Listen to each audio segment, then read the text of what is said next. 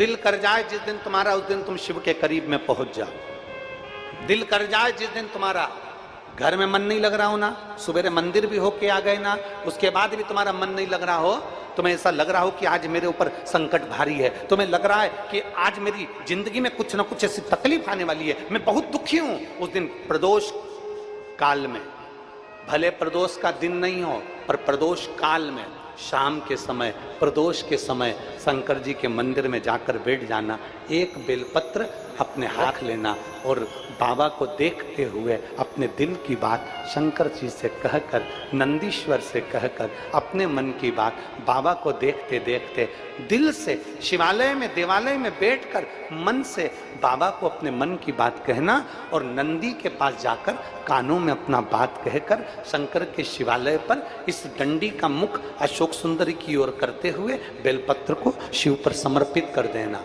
बाबा से कहकर आना, आज भले प्रदोष नहीं है पर प्रदोष काल मतलब शाम के समय हमने जो बाबा से कहा है, दूसरे दिन का जब प्रदोष काल आएगा, शाम का समय आएगा, तब तक मेरा बाबा कुछ ना कुछ हल जरूर निकालेगा और तेरे लिए मार्ग प्रशस्त जरूर करेगा।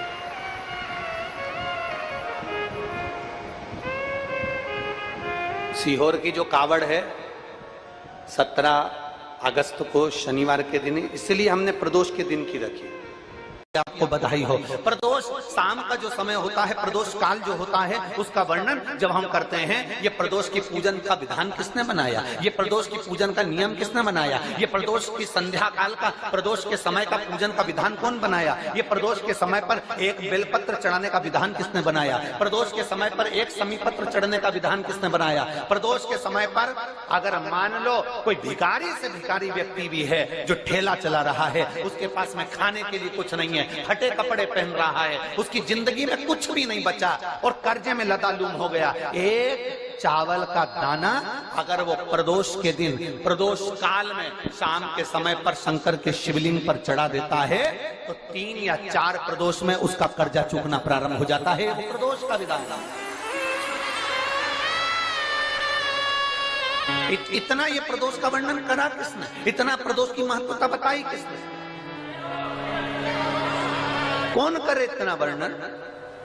अगर प्रदोष की महत्वता बताने वाला कोई है, इसीलिए मेरे शंकर भगवान माता सती को लेकर कुंभज ऋषि के यहाँ, अगस्त ऋषि के यहाँ कथा सुनने के लिए गए थे, क्योंकि उनके बराबर कोई शंकर के महत्व को बता नहीं सकता और प्रदोष के महत्व को नहीं बता सकता। सती मैया को प्रदोष का महत्व बताने के लिए शंकर सती जी को लेकर कुंभज बाबा के यहाँ गए थे, अगस्त ऋषि के, कि प्रदोष के महत्व को तो जानो सती, तुम प्रदोष के महत्व को तो सती जानो, तुम प्रदोष के महत्व को तो सती पहचानो कि प्रदोष का महत्व क्या होता है, प्रदोष काल का महत्व क्या होता है, प्रदोष के समय का महत्व क्या होता है। जिस समय पर सूरज डूब रहा हो, चंद्र प्रकाशित हो रहा हो, दोनों का मेल हो रहा हो, ना तो पूरा सूरज डूबा है, न पूरा चंद्र आया है, न पूरा अंधेरा है, न पूरा उजाला है, उस समय को प्रदोष काल कहा गया, उस समय को प्रदोष का समय कहा गया, प्रदोष काल कहा। अब कई लोग हमसे कहते हैं, गुरुजी आप हमको प्रदोष का समय बताया करो कि प्रदोष काल किसको कहते हैं, प्रदोष का समय किसको कहते हैं।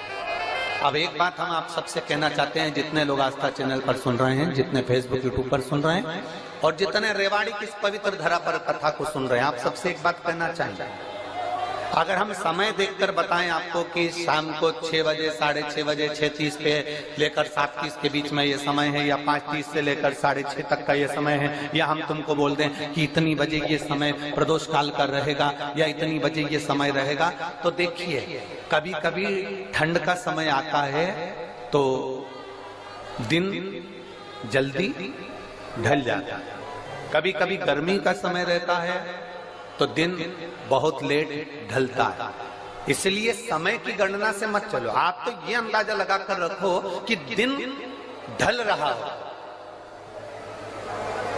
अंधेरा होना शुरू हो रहा हो, सूरज डूब रहा हो चंद्र प्रकाशित हो रहा हो, अंधेरा अपना काम कर रहा है, सूरज ढलता जा रहा है, दिन कम होते चले जा रहा है और अंधेरा थोड़ा बढ़ते चले जा रहा है। इन दोनों का जो मिलन का समय हो, अब वो कितनी भी बजे, आप तो बस उसके मिलन का समय निकाल लो, वही समय प्रदोष काल कहलाता है, वही समय प्रदोष काल। सुनना महाराज, सोमवार की प्रदोष पड़ती है तो शंकर भगवान कैलाश पर निवास करते हैं। मंगलवार की प्रदोष पड़ती है तो शिव काशी में निवास करते हैं। बुधवार की प्रदोष पड़ती है तो शिव रजत भवन में निवास करते हैं। गुरुवार की प्रदोष पड़ती है तो शिव गंगा के स्थल पर निवास करते हैं। शुक्रवार की अगर प्रदोष पड़ती है तो शिव नीलकंठ पर विराजमान होते हैं। शनिवार की अगर प्रदोष पड़ती है तो शिव शमी के वृक्ष के नीचे रहते हैं। और रविवार की जब प्रदोष पड़ती है तो शिव बेलपत्र के पेड़ के नीचे निवास करते हैं। महाराज, ये एकादशी शंकर से कह रही है कि आपका स्थान ये नहीं कि आप कैलाश पर मिले, उस वार को, उस तिथि।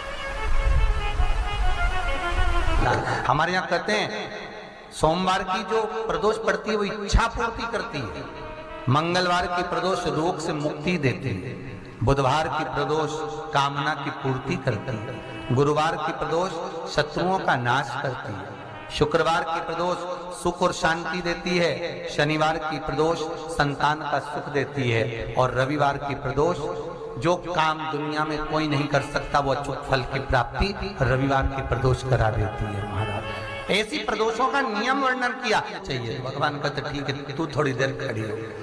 एकादशी सम्मुख खड़ी हुई, पार्वती जी ने जिस अंगुष्ठ का जल पीने के लिए लिया था हाथ में, बस पीने ही वाली थी, शंकर भगवान ने वही हाथ में जल लेकर एकादशी के हाथ में उसको देकर कहा, ले, ये मेरे द्वारा निर्मित एक व्रत है जिसे त्रयोदशी के दिन तूने मांगा है, मैं तुझे देता हूँ। आज इस व्रत का फल मैं तुझे प्रदान करता हूँ। अब तू जिस जीवात्मा को लेकर जाएगी उसका पाप प्रबल नहीं होगा। किसी स्त्री, पुरुष, बालक, बुजुर्ग जो भी होगा जिसने प्रदोष का व्रत करा होगा, वो जीवात्मा को तू किसी फल की कामना से नहीं, स्वतः ही लेकर चली जाएगी। उसमें कोई कामना नहीं है। बन सके जीवन में 11 प्रदोष या 26 प्रदोष करने के बाद उद्यापन कर कर विराम भी दे सकते, पर जीवन में एक बार प्रदोष का व्रत मौका मिले, जिस कामना से जिस दिन का भाव आपके मन में आए कि मुझे रोग से मुक्ति पाना है तो ये प्रदोष मुझे करना है, भाई रोग मुक्ति के लिए हम जो भी आपके मन में आ रहा है, संतान प्राप्ति के लिए शनिचरी प्रदोष, आप उसका स्मरण करें। फिर लिखा शिव महापुराण में, बड़ा सुंदर लिखा वेदव्यास जी ने, मान लो आप प्रदोष का व्रत नहीं कर सकते, आप अगर व्रत नहीं कर सकते तो प्रदोष के दिन, प्रदोष काल में शाम का समय सूर्यास्त का कुछ पल, कुछ घड़ी के पहले से लेकर बाद तक का प्रदोष काल के अंतर्गत आप शंकर जी के मंदिर में जाकर 1 लोटा पानी, 5 बेलपत्र भी अगर समर्पित करते हैं तो संपूर्ण प्रदोष का फल आपके भाग्य में प्रबल हो जाए। शत में नमक का सेवन वर्जित होता है। कारण क्या कारण होता है? उसका एक कारण माना गया नमक की वर्जितता।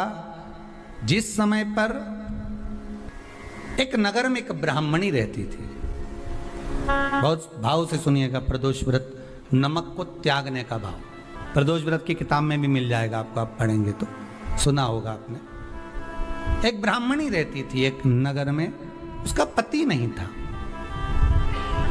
छोटा सा बालक एक साथ में रहता, छोटा सा बालक। अब ब्राह्मण के घर की धर्म पत्नी है, ब्राह्मण कर्मकांड करने वाला, पूजन करने वाला, पाठ करने वाला, अनुष्ठान करने वाला, पूजन करने वाला, मंत्र जाप करने वाला, भगवत भक्ति में डूबने वाला। ब्राह्मण तो चले गया, ब्राह्मणी बच्चे के साथ रह रही, क्या करे वो, अकेली निवास कर रही है, अकेली रह रही है। और ब्राह्मणी बच्चे के साथ भ्रमण करती रहती, घूमती। कहीं कहीं दर दर जाकर कुछ भिक्षा को मांग कर लेकर आ जाती, और भिक्षा लाने के बाद में उस भिक्षा को जब लेकर आती तो अपने बच्चे को भी खिलाती और स्वयं भी उसका पान करती। एक दिन ब्राह्मणी भ्रमण करते करते प्रदोष काल के समय पर शिव मंदिर में प्रवेश करी। प्रदोष काल के समय पर और शंकर मंदिर में जब प्रवेश करा, प्रदोष काल किसको कहते हैं? सूर्य अस्त हो रहा हो, रात्रि प्रवेश कर रही हो, दोनों का जब मिलन हो रहा हो वो प्रदोष काल कहलाता है। दोनों का जब मिलन हो रहा, सूर्यास्त हो रहा हो, रात्रि अपना चरण बढ़ाने के लिए आगे बढ़ रही हो और दोनों का जब मिलन हो रहा है, वो प्रदोष काल है, वो प्रदोष का समय है। ब्राह्मणी मंदिर में प्रवेश कर रही है। जब ब्राह्मणी मंदिर में प्रवेश करी, मंदिर के अंदर पहुंची, प्रदोष काल का समय था, प्रदोष का समय चल रहा था और प्रदोष काल के उस समय में, प्रदोष काल के उस समय में जब ब्राह्मणी ने देखा कि कोई भगवान की भक्ति में लगा हुआ है, भगवान के रस तत्व में डूबा हुआ है, आज ब्राह्मणी के पास में कुछ पदार्थ नहीं है, अपने बच्चे का पेट भरने के लिए कुछ सामग्री नहीं है और कुछ आस लेके वो प्रवेश करी है, कुछ आस लेकर वो अंदर प्रवेश कर जाती है। कोई ऋषि की पत्नी, कोई ब्राह्मण जन की अर्धांगिनी उस प्रदोष के समय पर शंकर का अभिषेक पूजन कर रही थी, भगवान शिव की आराधना कर रही थी, भगवान की भक्ति में डूबी हुई थी। जब भगवान शिव की आराधना में डूबी हुई है, आराधना कर रही है, उस काल में वहां पर पड़ी हुई कुछ वस्तु को इस ब्राह्मणी ने मांग लिया। मेरे बालक को बहुत भूख लगी है, मेरा बच्चा बड़ा भूखा है, इसके भोजन लेते ही कहा इसमें तो स्वाद नहीं है। परफेक्ट शरबती के लिए चाहिए परफेक्ट वेदर, परफेक्ट सॉइल और परफेक्ट इरिगेशन सिस्टम। कहा इसमें तो स्वाद नहीं है, इसमें स्वाद नहीं है। उस ब्राह्मणी ने बड़ा सुंदर एक संवाद कहा। घर का जो बड़ा होता है ना, घर का जो भयो होता है, घर का बुजुर्ग जो होता है, घर का जो प्रथम स्थल प्राप्त करने वाला, मेन कुर्सी पर, अच्छी जगह पर जो बैठने वाला होता है ना, ब्राह्मणी कहती है वो कभी किसी वस्तु में ऐब नहीं देखता, मिनक नहीं निकालता। तो अन्नकूट की तारीख पे इनका नाम लिख लो और अगला अन्नकूट आए तब दोनों की दशा देखना। एक जो चुपचाप खाकर चले गया, भगवान के प्रसाद को प्रसाद मानकर, प्रभु का दर्शन मानकर लेकर चले गया, वो उन्नति की सीढ़ी पर चढ़ता चले गया, और जो मिनक निकालता रहा वो साल भर खटर पटर की जिंदगी जीता रहा। भगवान के प्रसाद में कभी भी ध्यान रखिएगा, भगवान के प्रसाद के अंतर्गत स्वाद की कोई मूलता नहीं होती। भगवान का प्रसाद स्वयं स्वाद है। भगवान के प्रसाद में नमक नहीं देखना, मिर्ची नहीं देखना, भगवान के प्रसाद में शक्कर नहीं देखना, भगवान के प्रसाद में कुछ ये नहीं देखना कि कितना माल डला, कितना घी, कितना बादाम, कितना काजू, कितना इलायची डला। हाँ, यहां तक शास्त्र का स्वाद देखी थी ना, ये आपका एक जन्म का नहीं है, ये ना जाने कितने जन्म का है। ब्राह्मणी के मस्तिष्क में बैठ गया, ब्राह्मणी के उस पुकाना वो बक्कल में नहीं अक्कल में बैठ गया कि ये स्वाद नहीं देखना। इसलिए प्रदोष व्रत के अंतर्गत ब्राह्मणी ने उस दिन से विचार कर लिया कि जैसे आप पूजन कर रही हो, जैसे आप अर्चना कर रही हो, जैसे आप आराधना कर रही हो, ऐसी आराधना, ऐसी पूजन, ऐसी भक्ति में भी करूंगी, ऐसी आराधना में भी करूंगी। अब मैं स्वाद नहीं देखूंगी। तो प्रदोष व्रत करने वाले को ध्यान रखना चाहिए कि नमक का सेवन ना करे, भोजन ना करे, फलाहार करिए, फल का आहार करिए, प्रयास करिए। और यदि आपने व्रत का ले लिया भोजन का कि हम तो एक टाइम फलाहार करेंगे, एक टाइम भोजन करेंगे, ऐसा भी कई लोग प्रदोष ले लेते हैं, तो वो बात आपकी है, आप तक रखो, ठीक है, अपने मन तक। ठीक है, बाबा आपकी मनोकामना पूर्ण करे, वो भी भाव रखो। अरे भगवान को धन्यवाद दो कभी कभी कि तूने अच्छे घर में पैदा किया, अच्छा परिवार दिया, अच्छा पति दिया, अच्छी पत्नी दी, अच्छे बच्चे दिए, अच्छा कुटुंब दिया, घर दिया, दुकान दी, जमीन जायदाद दी, शरीर अच्छा दिया, हाथ पैर आंख नाक मुंह सब बढ़िया दिया, एक के भी निपटा के नहीं भेजा तूने। मान लो एक आध निपटा के भेज देता तो क्या झगड़ा करने ऊपर जाते?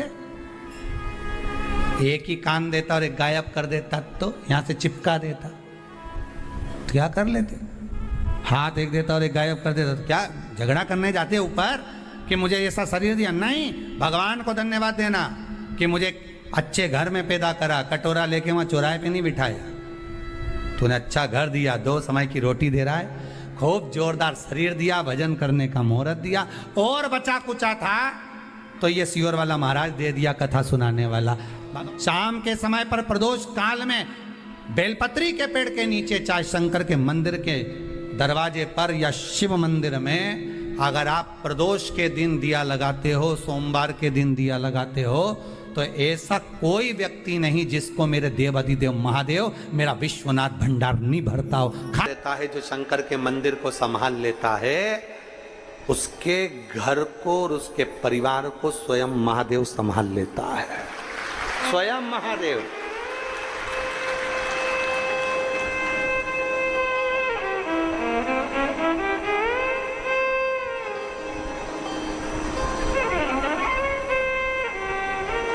आप शंकर को संभालो, आप शंकर का मंदिर संभालो, आप शिव महापुराण की कथा संभालो, आप भगवान की भक्ति संभालो, महादेव तुम्हें संभाले, तुम संभालो उसको। उस कथा में अपन जानेंगे कि फुलेरा में कौन से पुष्पों का प्रयोग किया जाए। जब किसी स्त्री का रजो धर्म या गर्भाशय में जो गठान हो जाती है, या गर्भाशय में किसी ना किसी तरह का कोई प्रॉब्लम हो जाता है, या रजो धर्म से जुड़े हुई जो दिक्कतें होती हैं, तो फुलेरे का कौन से पुष्प का फुलेरा या कौन से स्थान पर शिव जी को कौन सा फूल हरताली का दिन समर्पित करना चाहिए, उसका।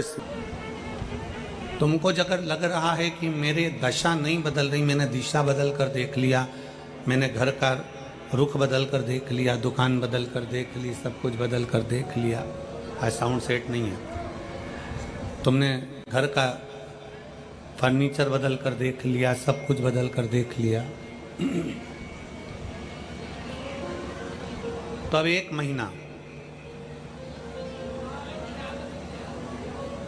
महीना शरद पूर्णिमा से लेकर कार्तिक पूर्णिमा तक एक नियम बना लो, एक चावल का दाना, केवल एक, ज्यादा नहीं, केवल एक चावल का दाना, जो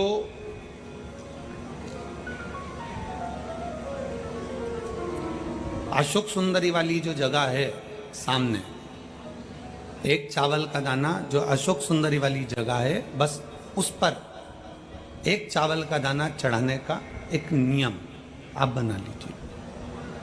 शिव मंदिर जाते हो आप लोग? कौन कौन जाता है? जरा हाथ उठाओ सभी लोग। हाँ ठीक है, रखो रखो, धन्यवाद, प्रणाम आपको, नमन, जो आप भगवान शंकर के मंदिर जाते हो। बहुत जरूरी है शिव के मंदिर जाना, भगवान के मंदिर जाना, भगवान के मंदिर जाना। ये विधर्मियों ने जो हमारे मंदिरों को पूर्व में तोड़ा है ना, उसका कारण कोई दूसरा नहीं था, उसका केवल एक ही कारण था कि हमारे सनातनियों ने मंदिर जाना छोड़ दिया था, इसलिए उन्होंने तोड़कर अपना अपना स्थान बना लिया। अगर सनातनी मंदिर जाता रहता, आप मंदिर की देहली चढ़ते रहते, रोज मंदिर में एकाग्रित होते रहते, मंदिर में इकट्ठे होते रहते, तो किसी के बाप की हिम्मत नहीं थी कि मंदिर की ओर आंख उठाकर भी देख ले। शिव महापुराण की कथा केवल एक ही काम करती है कि रोज मंदिर जाओ।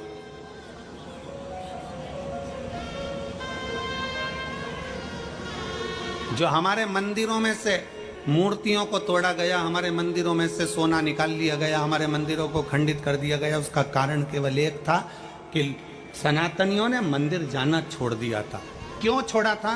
क्योंकि इन विधर्मियों ने ऐसी चाल चल दी थी कि मंदिर मत जाया करो, भगवान नहीं है, देवता नहीं है, भगवान नहीं है, भगवान नहीं है, और लोगों ने अपनी चाल चल चल कर तुम्हें मंदिर से दूर कर दिया और उन्होंने मंदिर पर कब्जा कर लिया। चढ़ाने रोज जाती हूँ, एक चावल का दाना मैं अशोक सुंदरी वाली जगह पर समर्पित करूंगा, केवल एक।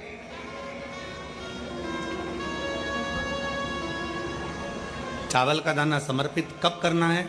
जब आपका शंकर भगवान पे जल समर्पित हो जाए, शिव जी पर जल आप चढ़ा लो। चढ़ाने के बाद वो चावल का दाना जो आप अपनी पल्लू में बांध के लाई हो, या गठरिया में बांध कर लाई हो, या जो जैसे भी भाव से आप लेकर आई हो, डलिया में, पल्लू में, जैसे आप लाए वो चावल का दाना बांध।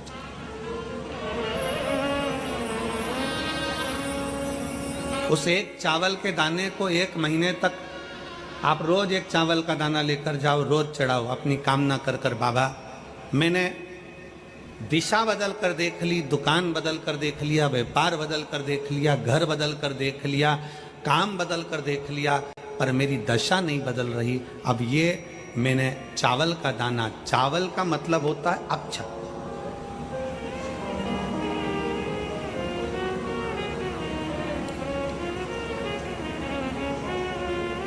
सबसे पहला अक्षता, सबसे पहला अक्षता। कभी अगर मौका मिलेगा ना तो ऐसी ही कोई शिव महापुराण की कथा में हम जो कल्याण के अंक पढ़ते हैं, जिन जिन कल्याण को हम पढ़ते हैं, कल्याण का अंक जो निकलता है उसको हम पढ़ते हैं, तो उसमें बहुत सुंदर सुंदर बातें मिलती हैं। कभी अगर मौका मिलेगा तो एक बार कल्याण का अंक शिव का हम आपको एक एक पृष्ठ का दर्शन कराएंगे कि उस पृष्ठ पर क्या लिखा। स्वयं अन्नपूर्णा महारानी काशी में विराजमान होकर नंदी पर बैठ कर आए हुए देवाधिदेव महादेव की साक्षी में कहती है, स्वयं अन्नपूर्णा महारानी काशी की पवित्र भूमि पर नंदी पर बैठ कर आए हुए भगवान शंकर से कहती है, भोले बाबा, हे शिव, हे शंकर, हे विश्वनाथ, विश्व का भरण पोषण करने वाले हे विश्वनाथ, मैं आपको क्या दूं?